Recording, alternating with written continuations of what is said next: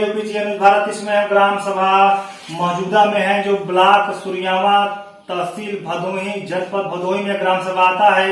यहाँ के नवनिर्वाचित प्रधान जी हैं राजमणि पांडे जी हैं, युवा हैं, पहली बार प्रधानी का चुनाव लड़े थे। ग्राम सभा में इनकी लोकप्रियता छवि अच्छी है। इसके मद्देनजर ग्राम सभा के लोगों ने इनको पहली बार में ही काफी टक्कर की लड़ाई थी, 580 वोट देकर काफी अच्छे वोटों से चुनाव जीते। और ग्राम सभा के लोगों के जो विश्वास था, राजमणि पांडे जी जो प्रधान है यहाँ के, जो विश्वास था इनके ऊपर, उस विश्वास पे खरे उतरे। अभी इस समय हम लोग पंचायत सचिवालय जो सरकार की मंशा है कि ग्राम सभा में पंचायत सचिवालय का निर्माण हो, हम लोग उसी पंचायत सचिवालय ग्राम सभा मौजूदा में बैठे हुए हैं। काफी डिजिटल मॉडल सचिवालय बनकर तैयार हो चुका है। आइए, जो विकास पुरुष कहे जाते हैं ग्राम सभा मौजूदा के राजमणि पांडे जी से खुल के हमारे ग्राम सभा के विकास पर, ग्राम सभा की समस्याओं पर चर्चा होगी। जबकि इनके ग्राम सभा में टोटल वोट की संख्या 2524 के लगभग है और इस बार बूथ पे 1598 वोट इनके बूथ पड़ा था, जिसमें इनकी लोकप्रियता और छवि सबसे अच्छी थी और विकास पुरुष कहे जाते हैं ग्राम सभा मौजूदा के। आइए, इनसे खुल के ग्राम सभा के विकास पर, ग्राम सभा की समस्याओं पर चर्चा होगी। सर, आपका यूपी न्यूज भारत में स्वागत है। सर, आपको प्रधान बने 1 साल के ऊपर हो गया, तो आपके ग्राम सभा में क्या क्या विकास कार्य चल रहा है? जी, बहुत बहुत धन्यवाद। हमने पदभार ग्रहण करने के बाद सामुदायिक शौचालय का निर्माण जो अधूरा था उसको सर्वप्रथम पूरा कराए जी। संकुल भवन मरम्मत का निर्माण कराए हैं। 400 मीटर से अधिक इंटरलॉकिंग का काम हुआ है। ग्राम पंचायत सचिवालय बनकर तैयार हुआ है। मिडिल स्कूल में दिव्यांग शौचालय, बालक बालिका शौचालय का मरम्मत, स्टाफ शौचालय का निर्माण, इंटरलॉकिंग निर्माण, मल्टीपल हैंडवाश का निर्माण कराया गया है। प्राथमिक विद्यालय में इंटरलॉकिंग लगाई जा रही है और दिव्यांग शौचालय वहाँ बनाना अभी बाकी है। यही सब काम हुआ है। काफी अच्छे बड़े पैमाने पर विकास कार्य चल रहा है सर। जी। सर, आपको प्रधान बने 1 साल के ऊपर हो गया, तो सर अभी 1 साल में आपके ग्राम सभा में कुछ आवास बना है कि नहीं बना? जी, करीब हमारे कार्यकाल में 18 आवास बनकर तैयार हो गए हैं। 1 साल में 18 आवास बनकर तैयार हो गए हैं। बाकी एक अभी मुख्यमंत्री आवास योजना के तहत आवास बन रहा है इस समय। जी, काफी बड़े पैमाने पर आवास का भी विकास हुआ है। जो सर मिनी शौचालय जो इज्जत घर कहा जाता है, 12,000 रुपए जो सरकार देती है, सर उसकी स्थिति गांव में क्या है? कितना लोग बाकी हैं अभी गांव में जो आपके कार्यकाल में पूरा हो जाएगा? करीब 50 से 60 लोगों ने ऑनलाइन आवेदन किया है जी। अभी इतने लोग बाकी हैं और जैसे ही बजट आता है तो अभी कार्य। अभी 1 साल के अंतराल में आप कितना बनवाए हैं सामुदायिक ये मिनी शौचालय? मिनी शौचालय जो लाभार्थी के खाते में पैसा जाता है, 12 लोगों के खाते में आधा पैसा गया है और वो लोग आधा निर्माण करा चुके हैं जी। लगभग 12-15 लोगों का निर्माण हो रहा है जी। सर, किसी गांव देखा जाता है प्रधान जी और कोटे द्वार के द्वारा जो है मिली भगत से राशन वितरण में धांधली की जाती है, आप लोग भी सुने होंगे सर। और किसी गांव सर ये भी देखा जाता है कि राशन वितरण बड़े अच्छे से होता है। क्या सर भी आपके गांव की धांधली प्रक्रिया कुछ है कि अच्छे से वितरण होता है? जी, कोटेदार द्वारा यूनिट में कटौती की जाती है, जिसकी हम शिकायत जिलाधिकारी को भी किए हैं, जिला पूर्ति अधिकारी को भी किए हैं, लेकिन दुर्भाग्य की बात है कि किसी वजह से उस पर एक्शन नहीं लिया गया और धीरे धीरे सुधार भी हो रहा है जी कोटेदार द्वारा, लेकिन पूरी तरह से पारदर्शिता नहीं बढ़ रही है जी।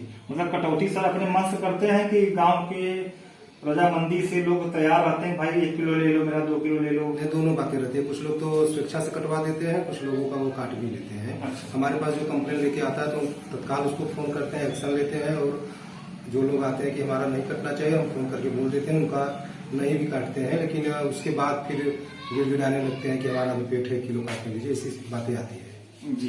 ग्राम सभा में शिक्षा की क्या व्यवस्था है सर? एक प्राथमिक विद्यालय है और मिडिल स्कूल है और बढ़िया से चल रहा है। अच्छी दोनों विद्यालय मिलाकर बच्चे कितने हैं स्कूल में? 450 से अधिक बच्चे हैं। 300 प्लस प्राथमिक विद्यालय में है, 150 के आसपास मिडिल स्कूल में। अच्छे पैमाने पे है। अच्छे पैमाने। और सर, जो उसमें भोजन बनता है बच्चों का, वो प्रधान जी के माध्यम से बनता है, तो कभी आप जाकर वहाँ खाना खाकर चेक करते हैं खाना मानक के हिसाब से स्वादिष्ट है कि नहीं है? जी, रेगुलर हम चेकिंग करते हैं इसकी। चेक करते हैं सरकार का जो मानक है, मानक के हिसाब से भोजन बनता है बच्चों का, उसमें हिलावाली नहीं है? नहीं, कहीं नहीं जी। सर, सरकार महीने में 3 पेंशन देती है गरीबों गांव में, वृद्धा पेंशन, विधवा पेंशन, विकलांग पेंशन। तो आपके कार्यकाल में सभी का पेंशन आ रहा है कि कुछ लोगों का रुका है? नहीं, अभी रुका हुआ है, कई लोगों का रुका है। केवाईसी फॉर्म भरा जा रहा है, इस वजह से रुका है जी। और सबको बता भी दिया गया है और हमारे जो रोजगार सेवक हैं ये लोग मिलकर सबका केवाईसी करा रहे हैं, आधार अपडेट करा रहे हैं जी।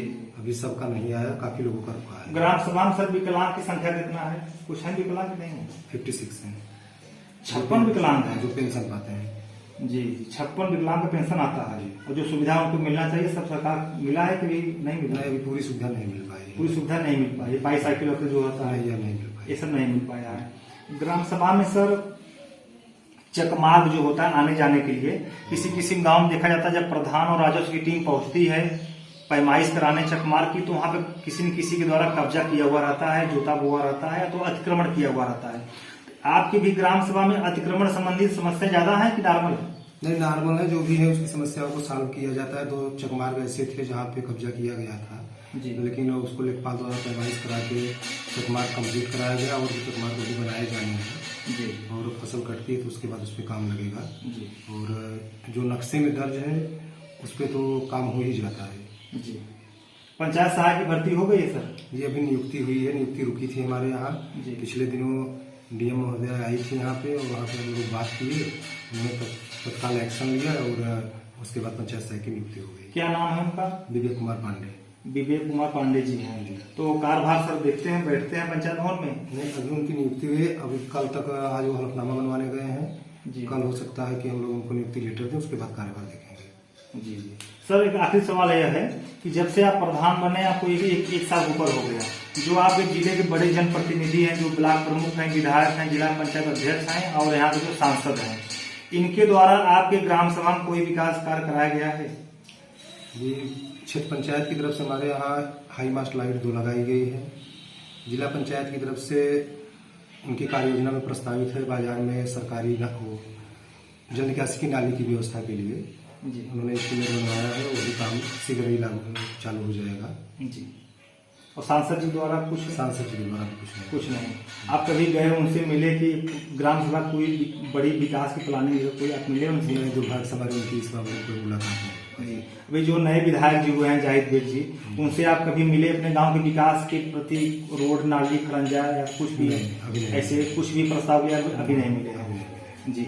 सर जब कोई प्रधान होते हैं, चुनाव जीतते हैं, चुनाव लड़ते हैं, उनके दिल में यह आशा रहता है, भावना रहता है कि मैं चुनाव जीतूंगा तो अपने कार्यकाल में अच्छा विकास कार्य करूंगा, ताकि आने वाले समय में लोग हमारे उस काम के जरिए लोग हमको याद करेंगे। तो सर आपके कार्यकाल में पंचायत भवन डिजिटल मॉडल बनकर तैयार हुआ, बहुत अच्छा विकास कार्य हो रहा है। तो आपके दिमाग में कुछ ऐसा बड़ा प्रोजेक्ट है जो आज तक कोई प्रधान न किए हो, विकास कार्य आप करना चाहते हैं?